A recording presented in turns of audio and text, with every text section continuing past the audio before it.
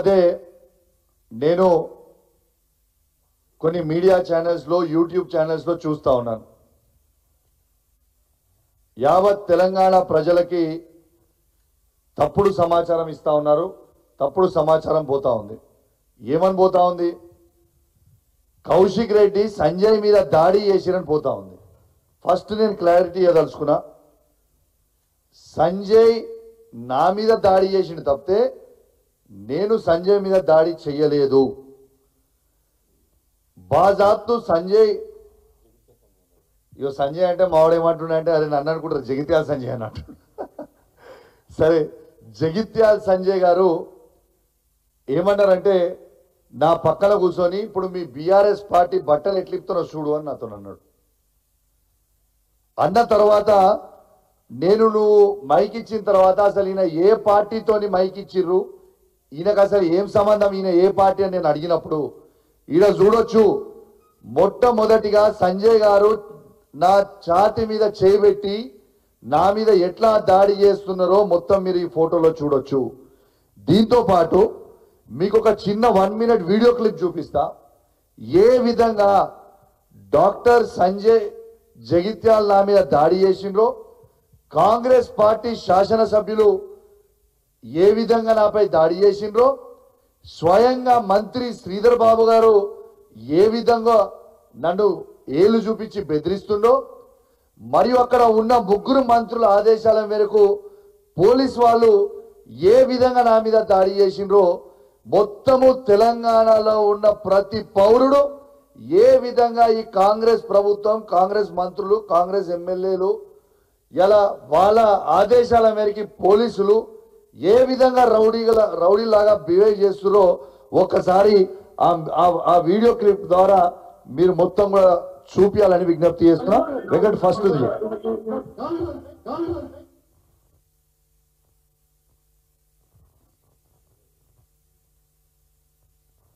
మీరు క్లియర్ గా చూడొచ్చు ఏ విధంగా సంజయ్ గారు నన్ను అక్కడ నొక్కుతుండ్రు.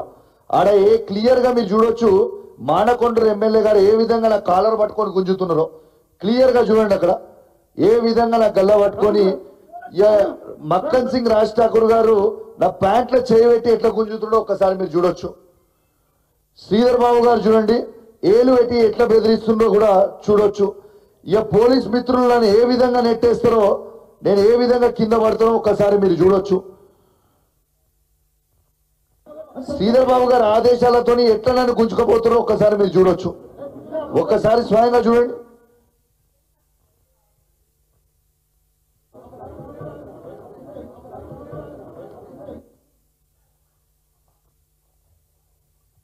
మీరు ఆ వీడియో చూసిండ్రు కదా.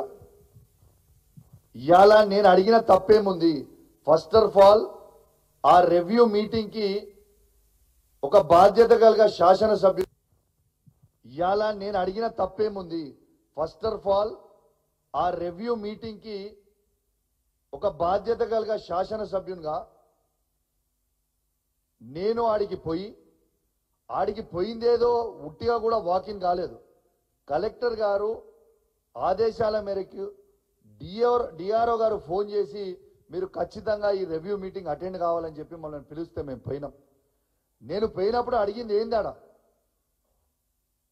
అసలు రైతులకి మీరు రైతు భరోసా వచ్చిన 100 రోజుల్లోనే ఇస్తామన్నారు.